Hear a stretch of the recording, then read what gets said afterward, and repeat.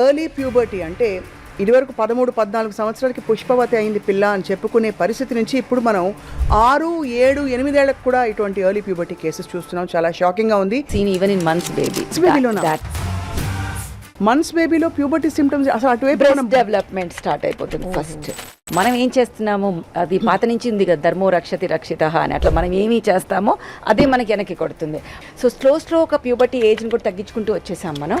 అబ్బాయిలు 9 and plus అయితే పర్వాలేదు, అమ్మాయి 8 and above అయితే పర్లేదు అమ్మాయిల్లో అనుకుంటాం. But for me I think Indian girls are still not mentally so mature at 8 also. మనం శుద్ధమైన పాలు ఇస్తున్నాము అనుకుని గేదె మా ఇంటి ముందుకు వచ్చి మా ముందు పితికిస్తాడండి అని కరెక్టే, కానీ వాళ్ళ ఇంటిలో వాళ్ళు ఆ గేదెకి ఏమి ఇస్తున్నారో మీకు ఏమన్నా తెలుసా? So safest milk is the pasteurised milk which government will give us. I really don't know how organic anything is, so because we are trust factor అక్కడ. అబ్బాయిల్లో I have seen 10-year-old boy getting breast. So gynaecomastia same thing కదా, oestrogen అంతా ఎక్కువ అయ్యి వస్తుంది. ఏముంది అంటే high end of antibiotics అన్ని, మిరపనం అన్నీ వేసేస్తారు వాటికి. సో అవన్నీ మనం తింటున్నప్పుడు అవి మనం ఉడకపెట్టినా పోవు హార్మోన్స్, వాటి నుంచి మనకు వస్తాయి. కుక్కర్లో 4 విజిల్స్ ఇచ్చిన పోదు. మన బ్రెయిన్ కి సెంటర్ కి కనెక్షన్, అక్కడి నుంచి పిట్యూటరీ అని ఉంటుంది, FSH LH అనే హార్మోన్స్ రిలీజ్ అవుతాయి.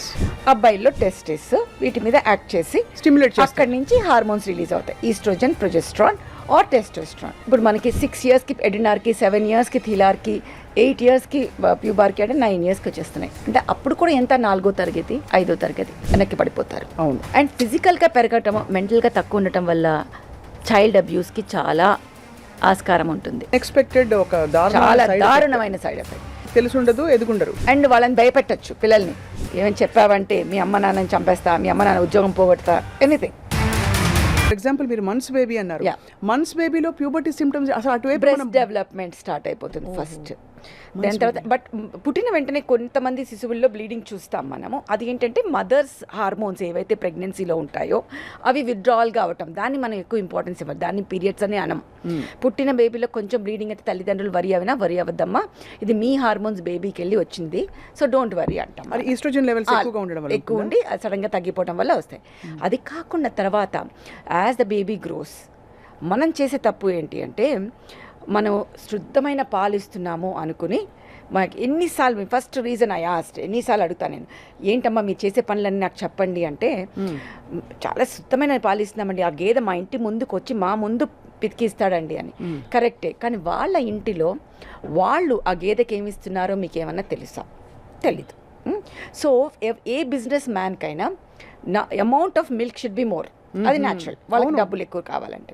సో అమౌంట్ ఆఫ్ మిల్క్ ఎక్కువ అవ్వడానికి వాళ్ళు ఏం చేస్తారు, ఆక్సిటోసిన్ ఇంజెక్షన్స్ ఇస్తారు, సో ఇంజెక్షన్ ఎక్కువ ఉంటుంది, ఆర్ స్టెరాయిడ్స్ ఇస్తారు, or anything which will increase anabolism, అట్లాంటివన్నీ. సో దాంతో ఏమవుతుందంటే వీళ్ళు ఇప్పుడు మన ఇంట్లో వచ్చి ఎంత ఉడకబెట్టినా అవి పాస్చరైజ్ అయినట్టు కాదు.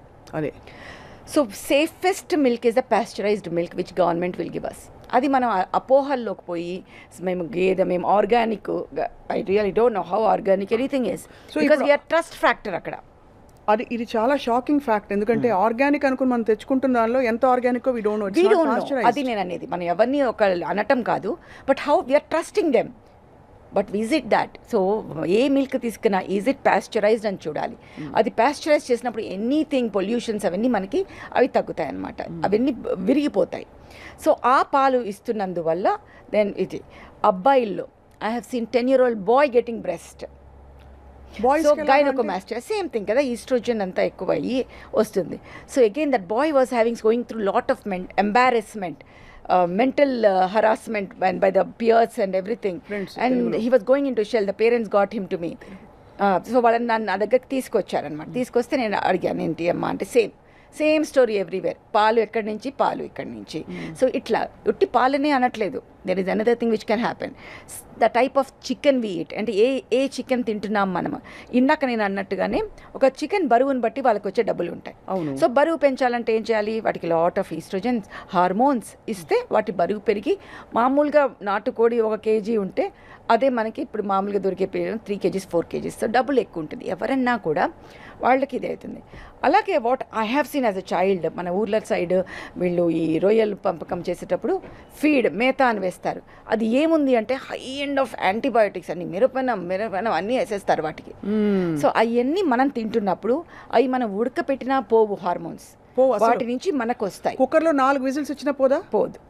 Pasteurization level, that hot flash wave is completely different. So అవన్నిటి వలన ఈ హార్మోన్స్ అన్ని మన బాడీలోకి వచ్చి మనకి బాడీలో ఏమవుతుందంటే మనకి బ్రెయిన్లో హైపోథాలమస్ అని ఉంటుంది. అది మన బ్రెయిన్కి సెంటర్కి కనెక్షన్. అక్కడి నుంచి పిట్యూటరీ అని ఉంటుంది. ఆ గ్రంథి నుంచి FSH, LH అనే హార్మోన్స్ రిలీజ్ అవుతాయి. అవి ఏం చేస్తాయి, వెళ్ళి ఓవరీస్ అమ్మాయిల్లో, అబ్బాయిల్లో టెస్టిస్ వీటి మీద యాక్ట్ చేసి స్టిమ్యులేట్ చేస్తాయి. అక్కడి నుంచి హార్మోన్స్ రిలీజ్ అవుతాయి, ఈస్ట్రోజన్, ప్రొజెస్ట్రాన్ ఆర్ టెస్టోస్ట్రాన్. మధ్యలో మనకి అడ్రినల్స్ అని ఒకటి ఉంటుంది, అది మన స్ట్రెస్ వచ్చినా అది వచ్చినా యాక్టివేట్ అవుతాయి.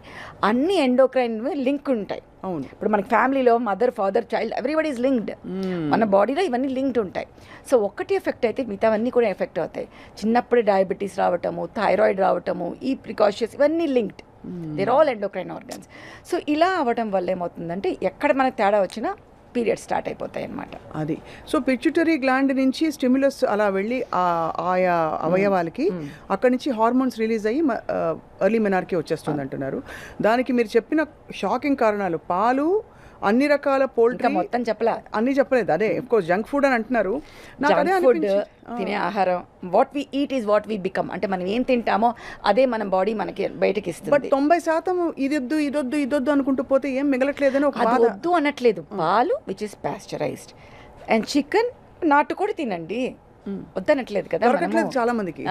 So we need to be careful about what we. Right I understand. అలాగే పొల్యూషన్, మనము అగైన్ మన పీల్చే గాలి, మనకి చేసేవన్నీ అన్నిటి నుంచి ఏమవుతుందంటే ప్లాస్టిక్స్, ఇవన్నీ వల్ల dioxins, some kind of PSBs, ఇవన్నీ పాలిఫినైల్ ఇవన్నీ బయటకు వస్తూ ఉంటాయి అన్నమాట. వాటి నుంచి అవన్నీ మనం అబ్జార్బ్ చేసుకుంటాం. అది నువ్వు ఉక్కు ద్వారా కావచ్చు, తినే ద్వారా కావచ్చు, ఇవన్నీ డయాక్సిన్స్. ఇవేం చేస్తాయి, ఇవి ఎండోక్రైన్ డిస్రప్టింగ్ కెమికల్స్ అంటాం. అన్ని ఎండోక్రైన్ సిస్టమ్స్ని డిస్రప్ట్ చేస్తాయి. డిస్రప్ట్ అంటే ఏంటో నాశనం చేయటం వల్ల ఏమవుతుందంటే అది సరిగ్గా పనిచేయకుండా అవకతవకలతో పనిచేస్తుంది. అవకతవకలతో పనిచేస్తే ఏమవుతుంది, థైరాయిడ్ రావచ్చు, ప్రికాషన్స్ ప్యూబర్టీ రావచ్చు. ప్రికాషన్స్ ప్యూబర్టీ అంటే ఫస్ట్ మనకి ప్యూబర్టీ సైన్స్ తెలియాలి. అవునవును, అది ఇంపార్టెంట్. మీరు అందులో చిన్న శిశువులో అని చెప్పారు కదా, అది ఇంకా ఒకటి బ్రెస్ట్, ఒకటి బ్లీడింగ్ మనకి అమ్మాయిలో, హెయిర్, యాక్సిలరీ హెయిర్, అన్నిటికన్నా ఇంపార్టెంట్ ఫస్ట్ అనేది మనకి అడ్రినార్కీ. నేను చెప్పా అడ్రినల్ గ్రంథులు అని ఉంటాయి. అది ముందు జాగో నేను లేసున్నానని అది యాక్ట్ అవుతుంది. ఫస్ట్ అది యాక్ట్ అయిన 1 yearకి వి విల్ హ్యావ్ థీలార్కీ అంటే ఏంటంటే బ్రెస్ట్ డెవలప్మెంట్, నాడ్యూల్ డెవలప్మెంట్. అది అయిన 1 yearకి, ఇది న్యాచురల్ కోర్స్, ఇప్పుడు అన్నీ షార్ట్ అయిపోయినాయి. అదైన 1 yearకి ప్యూబార్కీ అంటే ప్యూబిక్ హెయిర్ డెవలప్మెంట్. అదైన 1 yearకి మెనార్కీ అంటే మనం ఇచ్చే స్ట్రెస్ 7th క్లాస్ పిల్లల్లో లైక్ 5th క్లాస్ పిల్లల్లో మనం స్ట్రెస్ బాగా ఇచ్చేస్తే వాళ్ళకి ఇచ్చే జంక్ ఫుడ్, ఎక్సర్సైజ్ చేయకుండా ఊబకాయం ఎక్కువ అవటం వల్ల శరీరంలో కొవ్వు నుంచి, చర్మం కింద ఉన్న కొవ్వు నుంచి ఈస్ట్రోజన్ రిలీజ్ అవుతుంది.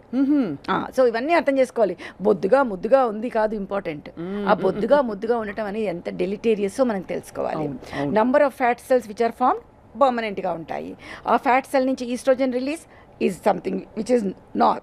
సో ఈ అన్నిటి మూలంగా మనకి ఇప్పుడు మనకి 6 yearsకి ఎడినార్కి, 7 yearsకి థీలార్కి, 8 yearsకి ప్యూబార్కి అంటే 9 yearsకి వచ్చేస్తున్నాయి. అంటే అప్పుడు కూడా ఎంత 4వ తరగతి, 5వ తరగతి. వాళ్ళకి మెంటల్గా మనం మెచ్యూరిటీ చేస్తున్నామా? మనం ఇళ్లలో మనం ఏం చేస్తున్నాం, పిల్లల్ని ఇంకా చిన్న పిల్లలలాగా ట్రీట్ చేస్తున్నాం. కరెక్ట్. మనకు వెస్ట్రన్ సైడ్ లాగా చిన్నప్పటి నుంచి ఎక్స్ప్లెయిన్ చేయట్లేదు అన్నీ. సో మెంటల్లీ వాళ్ళు చిన్నళ్ళు, ఫిజికల్లీ పెద్దగా అయిపోతున్నారు. So what can happen, first thing they feel conscious about their body. అంటే వాళ్ళ బాడీలో వచ్చిన, శరీరంలో వచ్చిన తేడాలని వాళ్ళని ఎలా తీసుకోవాలో వాళ్ళకే అర్థం కాదు. సో దే స్టార్ట్ టైట్గా బ్రెస్ట్ని చేసేయటము, అండ్ ఫ్రెండ్స్కి కనపడకుండా ఉండాలని చూడటము, వాళ్ళు ఏడ్పిస్తారని ఆత్మన్యూనత భావంతో ఉండటము, బ్యాక్ బెంచర్స్, వాటి మీద కాన్సన్ట్రేట్ అవ్వటం వల్ల చదువులో వెనక్కి పడిపోతారు. అండ్ ఫిజికల్గా పెరగటము, మెంటల్గా తక్కువ ఉండటం వల్ల చైల్డ్ అబ్యూస్కి చాలా ఆస్కారం ఉంటుంది. అది ఇది ఒక అసలు అన్ఎక్స్పెక్టెడ్, ఒక చాలా దారుణమైన సైడ్ ఎఫెక్ట్. అది ఇంట్లో వాళ్ళు కావచ్చు, మోస్ట్ ఆఫ్ ద టైం మనకు తెలుసు పిల్లల మీద అబ్యూస్ తెలిసిన వాళ్ళే చేస్తారు, ఇంట్లో వాళ్ళే చేస్తారు. ఎందుకంటే వాళ్ళలో ఆ గ్రోత్ కనిపిస్తుంది, మెంటలీ వాళ్ళకి తెలిసి ఉండదు, ఎదుగుండరు. అండ్ వాళ్ళని భయపెట్టచ్చు పిల్లల్ని. ఏమైనా చెప్పావంటే మీ అమ్మ నాన్నని చంపేస్తా, మీ అమ్మ నాన్న ఉద్యోగం పోగొడతా, anything. So it's a power game. So ఈ పిల్లలందరూ ఇది. సో ఈ మధ్య కొంచెం నేను చూసిన పాజిటివ్ పాయింట్ అంటే పేరెంట్స్ కొంచెం అవగాహనలోకి వచ్చి బ్రెస్ట్ డెవలప్మెంట్ రాగానే తీసుకొస్తున్నారు మన దగ్గరికి. So that I'm proud of after 2 decades, but almost 1.5 decade I would say. Right. ఈ మోస్ట్ షాకింగ్ కేసు మీరు చూసింది 4 months baby. 4 months బేబీ ఏ సిమ్టమ్స్ తీసుకొచ్చారు? Breast development. తల్లికి అసలు అర్థం కాలేదు ఏంటిది బ్రెస్ట్ ఇలా డెవలప్ అయిపోతుంది, మంచి పాలు ఇస్తున్నాం, మంచిది ఇస్తున్నాం. సో ఆ తల్లికి ఏమైందంటే తన పాలు రాక బయట పాలు ఆ బయట పాలులో శుద్ధమైంది అనుకుని పాపం గేదె పాలు. మరి డబ్బా పాలు బెటర్ అంటారా? That is formula feed which doesn't have hormones in it. అవును. సో పీడియాట్రిషియన్ ఏం చెప్తే అది ఇవ్వండి. అన్నిటికన్నా I feel pasteurised milk is the best milk. Best pasteurised milk. Right. But if these ఈ అవన్నీ యాడ్ చేస్తారు కదా మనకి అన్ని బేబీస్కి ఏవి కావాలో అవన్నీ వాటిని మనం ఫోర్టిఫికేషన్ అంటాం. సో అది మన పీడియాట్రిషియన్ విల్ టెల్ ఏది బెటరు అనేది. ఏది కూడా అతి మంచిది కాదు. అది పిల్లల డాక్టర్ ఏం చెప్తే అది చేయటం అనేది మనం చేయాలి. రైట్.